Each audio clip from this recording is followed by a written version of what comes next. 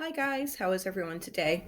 I am Mama Bear to many. I have 14 children altogether. 12 of those children still live at home. All right, my children are from 21 down to 8 months. And so I am going to talk to you today about 5 tips to get you started unschooling. First, I wanted to go over a little bit about things, and I wanted to ask you how you learn, because really schooling is learning. So, how do you learn? If you're wanting information, how would you go about learning that information? Say you want to make a YouTube video like I'm doing here. How would I go about learning that information? I could go online and search videos on how to do that. I could go to YouTube itself and say how to make a YouTube video. I could go to just Google or whatever source that you're using for searching and type that in the bar, and then you could read through articles. You probably could go to the library and get a book on how to start a YouTube channel or how to YouTube or something like that. So you have like all these avenues of ways that would show you how to um, what you're looking for, right? How to accomplish that, how to get the answer to your question. So I don't understand why we think that we can't do that as individuals. From birth, children want to learn more. They want to learn how to walk. They want to learn how to, crawl. They want to learn their ABCs.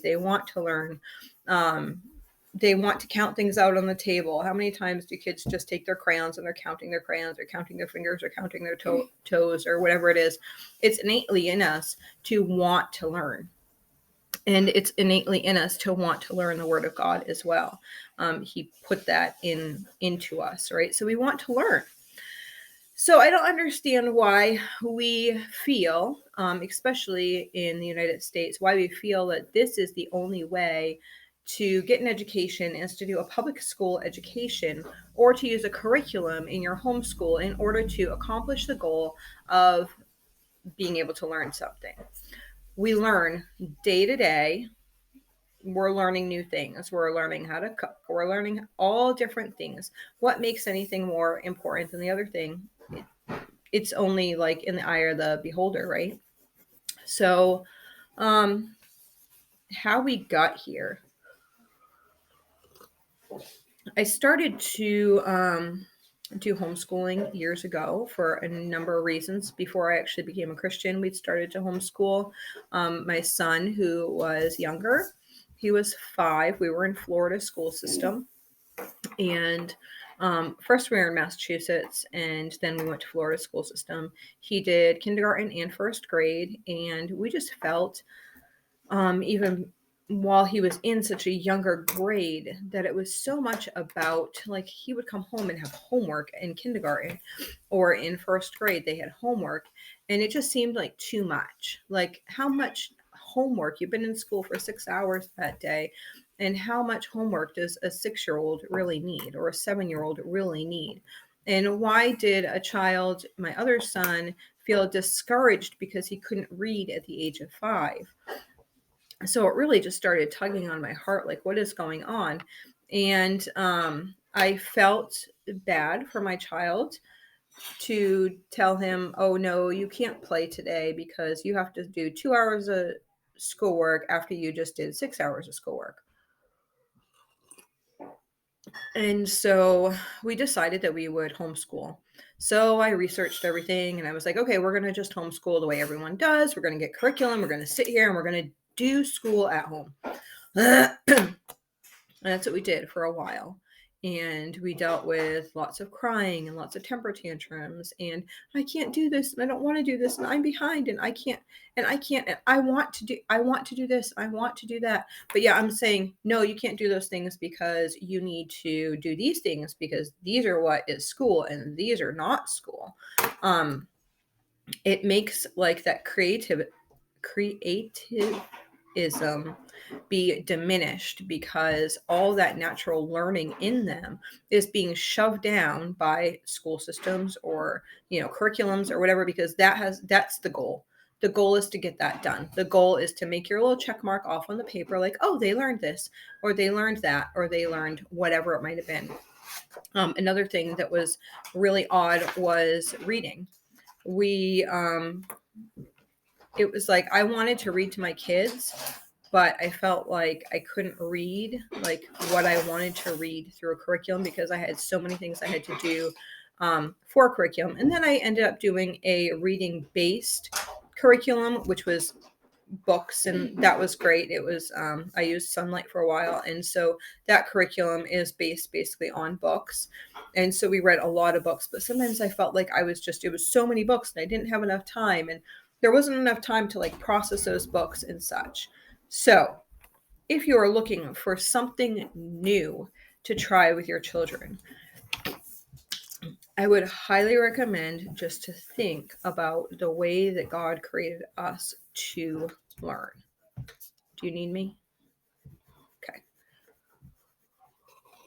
Okay. We're actually working on a project where they are making their own games, like board games. So that's what they're working on. So I just didn't know if people needed my help. So that's kind of how we got here. So today we're going to talk about unschooling. And the first step I would say in unschooling is to deschool, because they're so used to not being a free thinker, a free learner, that they don't have it innately in them anymore to become learners. So if you've been doing workbooks, if you've been doing curriculums with them, if that's all that you've been doing, you want a period of time, I would say at least 90 days of doing none of that. Just watching your children, seeing how they learn, letting them play. There's so much power in play. We think that a person is only learning if they're sitting there in front of a book, they have their book down and they're reading their book and whatever. There's actually, your brain needs time to like process things. So a lot of times if they learn a new skill or they're learning something new in a book or something, they need to take a step back. And that taking a step back might be them riding their bike. That taking a step back might be sledding or building a snowman. And that's just allowing their bodies and their brains to be able to comprehend the material that they already learned. You can't constantly learn 24/7 and have all that stick with you. You need a processing time, and your brain needs to process through things. If you don't have that time for your brain to process through things, then you can't retain as much information. And a lot of times, I grew up in the public school system, and it's like, I don't remember. I used to hate history.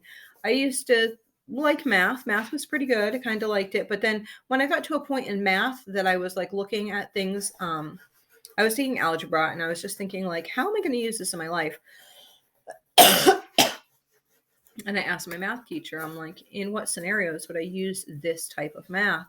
And he said, well, if you were doing this, and it was just a select few types of jobs that you would be using math in. And I was like, well, I don't plan on doing any of those things, but I do like math, and I do like kind of geometry because I'm into like architecture and that type of stuff. So should I take geometry instead of algebra 2? And they're like, oh, no, you have to do trigonometry before you do geometry. Or you have to do algebra 2 before you do, I don't know how it is set up now, but you had to do this level before you could do this level, even if your career wanted to be over here, where it's something that you would want to be using a different type of math. So after you have deschooled, you can kind of start talking to your children. The first tip is to sit your kids down, either all together or one individually. I suggest actually the first year to do both. There's time periodically that I'll just like talk to one child if they're maybe losing focus. Some children it comes more naturally, some children it doesn't. And just ask them, what do you want to learn? It can be as simple as, hey, I want to learn about, cows. I want to learn about how games are made. I want to learn about, a certain war. I want to learn about whatever it might be. It can be something that you would think as trivial. It could be something silly. It could, it doesn't have to be something that's meaningful for you because it's not what you want to learn. But even if it is something that you already know, it's a good way to show your children, okay, this is how you learn it. So I would say have a big meeting with your. Go get a drink of water. You're okay. Go get a drink of water. Mom, what are these two? So this is the upper room and this is pasture. What is the upper room? It's where the Last Supper was. Okay. So totally forgot. So first thing is to get a meeting, talk to your children, ask them what their interests are, ask them what their desires are. It might be things that where they just want to visit. I really want to visit this place. And it doesn't have to be like, I want to visit this museum. It can be, oh, I want to visit this place and go hiking. I want to find more, I want to learn more information about mushrooms. It can be anything. And just take a note. If you are good with mental notes, that's great. I would not suggest like taking a pen and paper right in front of them and being like this person and then write it down. But see how they are and what they're passionate about and then just say, okay. So then you're going to take that information later on. A lot of times I'll make little notes on things on what they want to learn just because there's so many people in my household and I can't remember everything that they're interested or learning about or whatever. Okay, that brings me, so now you have what they're interested in learning about. It can be one thing. Some kids are going to come up and they're going to have like 10 things that they want to learn, and that's okay. They can learn it all. You can also ask your child, hey, if they have a lot of things like, hey, do you want to write that down? Do you want to work on this and like write that down together so you can stay focused on what you're interested in learning? Okay, so now they have some subjects that they are interested in learning. So second, it's your job to help introduce them how to learn those things. So, say your child is interested in, a younger child maybe is interested in cows. Is there a farm that you could bring people to? Could you go to the library and show them like the farming section? Is there something on the computer that they might be able to see that's about farming?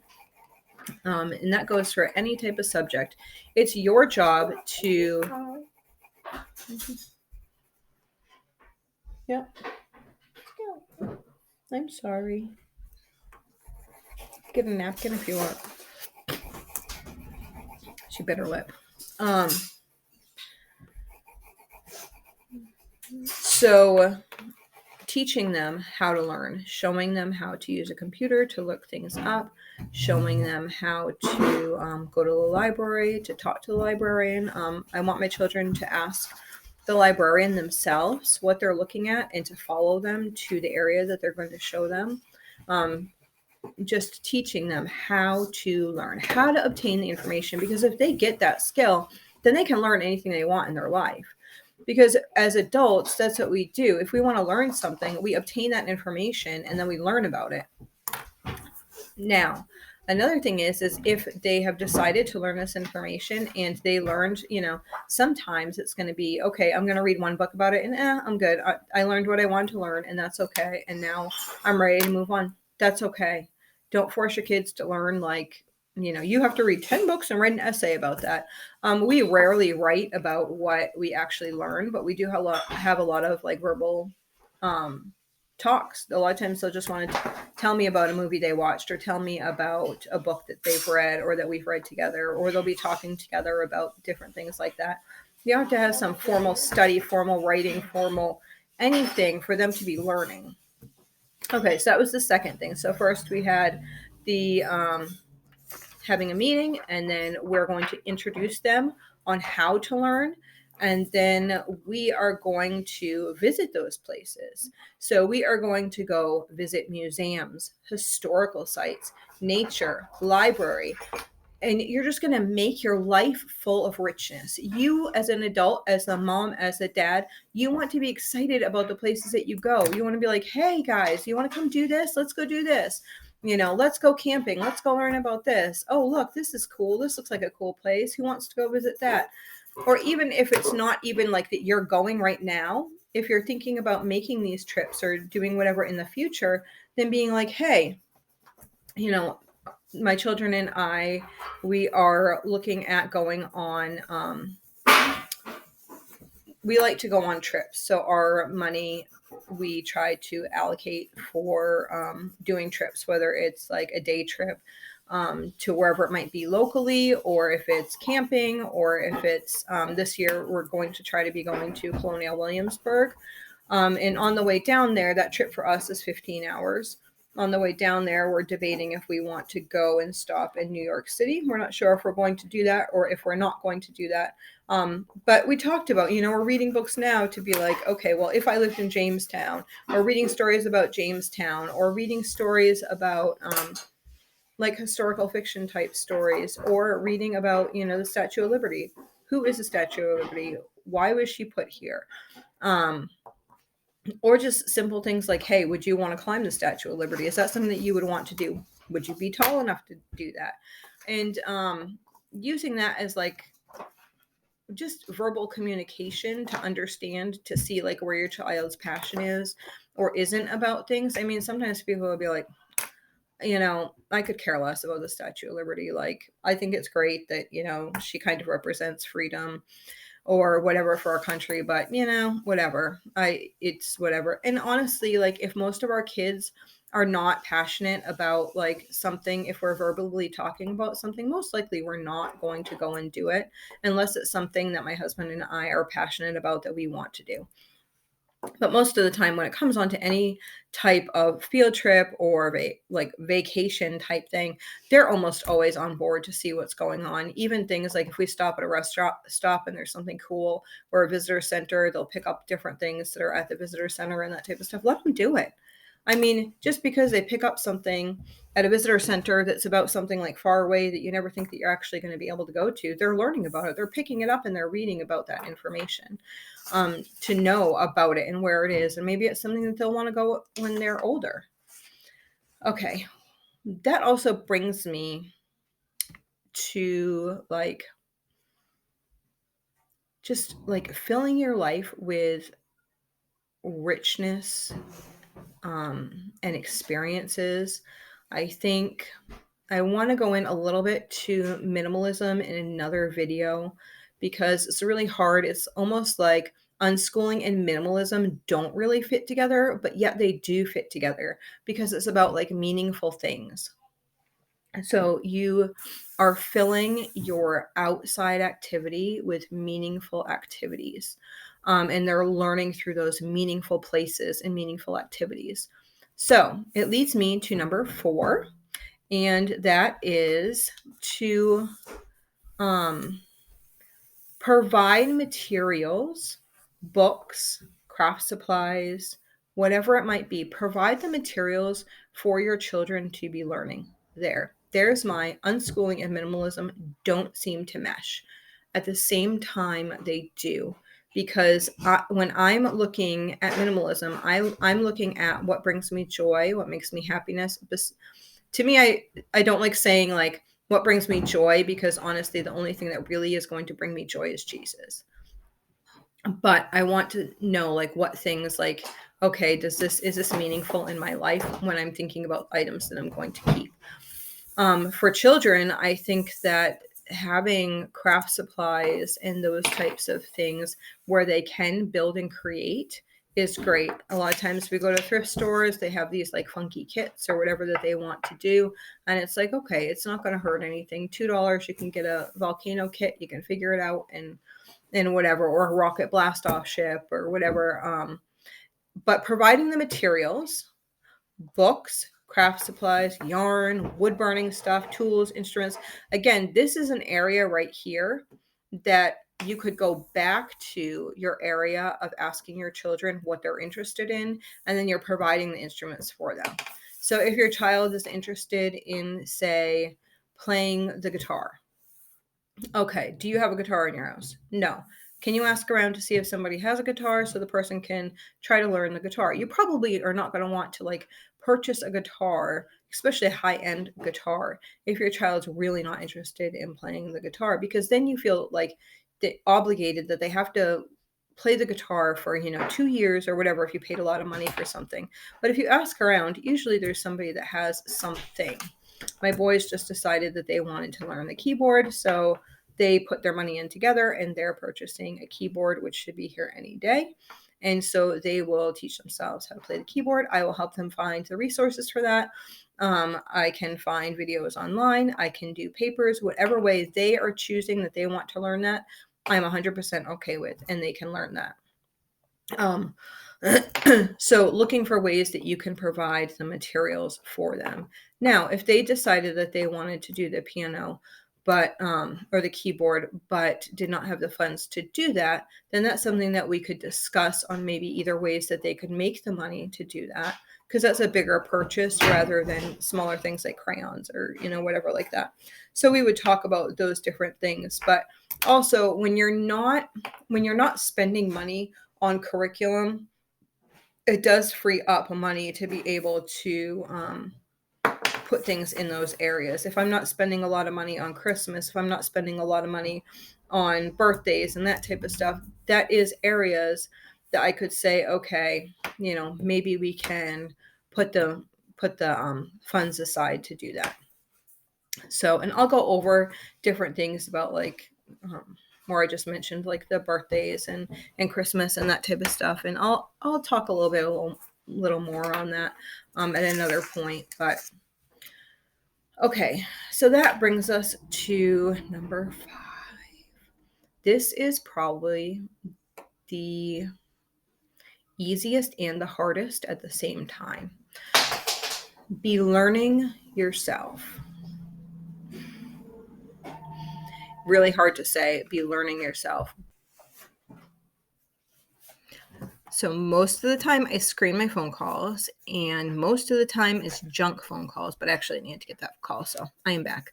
So basically I was saying that you want to be a learner yourself. So you want to be passionate about learning, and your children will be passionate about learning. I want you as a mom to decide like what you're going to learn about and help them learn and be excited for them learning, be excited for you learning, and just always be learning new things and not to be stagnant. So I had a couple questions here, and I'm just going to answer these real quick. So it's somebody asked if you can use a curriculum if you're unschooling. And the answer to that is yes. Actually, a lot of times as my children get older, if they're trying to learn different things, they may ask to use specific curriculums. One of my daughters, she really liked doing book work, and through high school, I just gave her some books where she could choose some curriculum, and she chose the curriculum that she wanted to do. And I just looked it over to make sure whatever. She asked a couple questions, and I purchased the curriculum for her, and she did that, and she did great with it. So yeah, you can use whatever curriculum that you want to use. Currently, I use a curriculum through Christian Light for reading. It's easier for me to teach reading in that manner. I've also used Teach Your Child to Read in 100 Easy Lessons, and it really just depends on the child and how they learn best. If they learn better by just using sight words, or if they learn better phonetically. So I just choose to use one of those two things. But it just looks different in our household. It's more like, okay, in the morning time, we do Bible together as a family. And after Bible, it really depends. If I have a project that like, we just kind of want to like, I don't know, I just get in my heart, like, hey, let's try and do this. I'll be like, hey, you guys want to try and do this? And they'll be like, yeah, or whatever. Today, it was kind of like, hey, I was thinking, like, what's your favorite game, like board game or whatever? And they're like, oh, mine's Clue, mine's this, mine's that. So they gave me all their favorite games. And then we decided that we were going to, I was like, well, let's try to work together and make a game. But then there was so many good ideas in everyone's like realm of ideas that I was like, hey, everyone can make like their own game, and then we'll just play them all on Christmas. So the like theme for the game was something about Jesus. So one child decided that they were going to do like a journey to Bethlehem, and another child is more like the life of Jesus. I'm working with another child who we're kind of setting like a clue room up because that was like one of the favorite games that they were talking about. And it's kind of like, so Jesus was, oh, she wants to show you. So it's four papers that actually go together. So maybe I can show you that at another time, but she's pretty excited about that. So they're working on those types of things. So some days it's like that for us. And then some days I'm like, hey, let's rotate through and do reading or whatever. And pretty much I let the child who is doing the reading, if they're really not wanting to do reading that day, then I'm okay with that. And I might say like, hey, do you want to read me a book instead? Or let's read this together or something like that. Yes. Can I play a game on the pink phone? In a couple minutes, you can. I think somebody else is using it. Nobody's using it right now. Okay, maybe in a minute. This is So, sorry, I forgot what I was saying. Okay, I lost it. Anyway, so yeah, we do reading every day, and I allow. Oh, that's what I was gonna say. I allow them to choose like how much of the reading lesson that they do. Sometimes they do a large amount.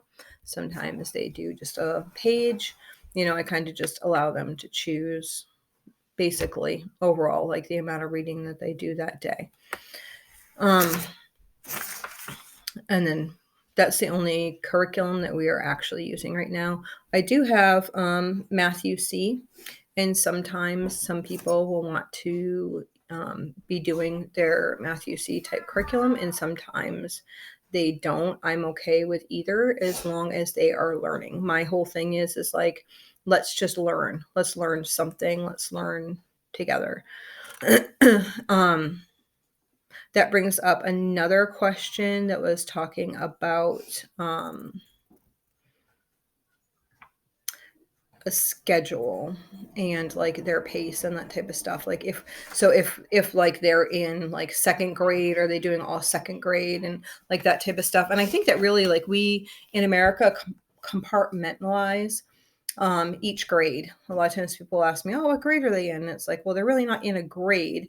They're just learning. And as they learn that, they build on the next skill, and then they build on the next skill, and then they build on the next skill.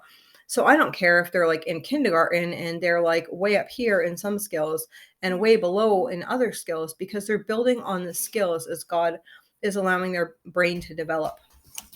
Years ago, I did some research on reading, because in the public school system, kids are reading at pre-K to kindergarten. And I found like I was watching my children and I was finding that they were wanting to learn to read later. And I did this whole research thing, and most children, this is not all children, most children, try and shade you in with my back there.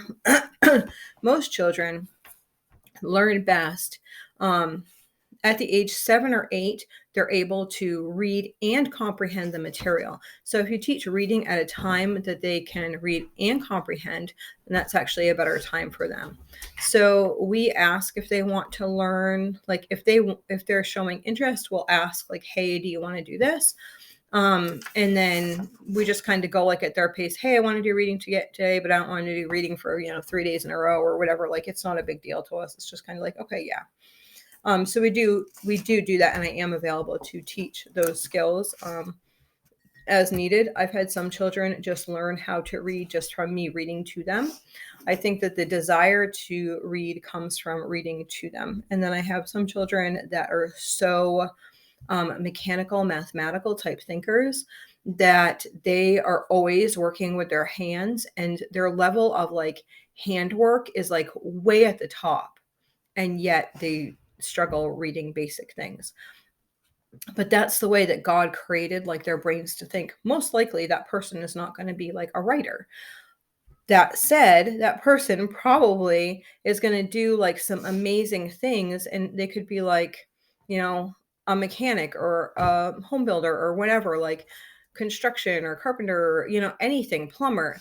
electrician, whatever. Like they're going to learn the basic skills that they need to learn. And now at this point, like that child, they have to be like willing to want to learn, because if they're not willing to want to learn, it's going to take them forever to learn it. So wait until your child in any area is ready to learn, because if they're not ready to learn and they don't really want to learn, it's kind of like you're going to give yourself more of a headache. It's just like potty training. You're going to give yourself more of a headache trying to potty train a child that's not ready than a child who is ready. Okay, so yes, some people who unschool, they let their kids choose their meals. They let their kids eat what they want when they want. They let them to watch anything on TV, including really bad things. They let them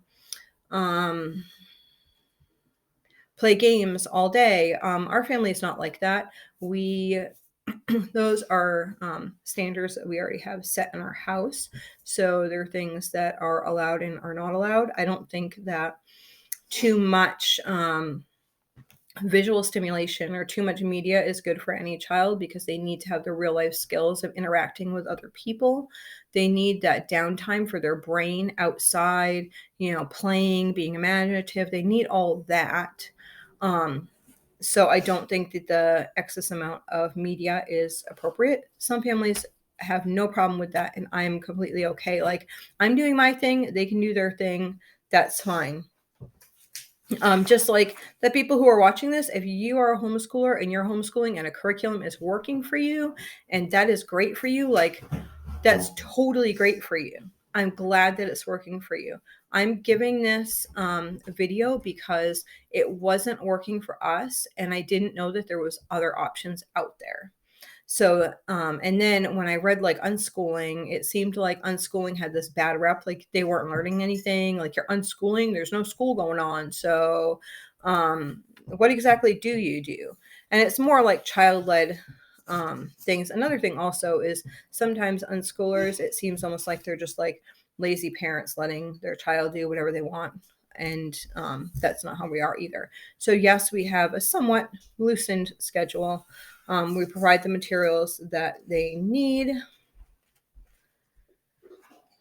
We don't force a child to continue learning on an area. Say a child was interested in playing like playing the keyboard, and they do it for 2 weeks, and then they're like, I don't want to do it anymore.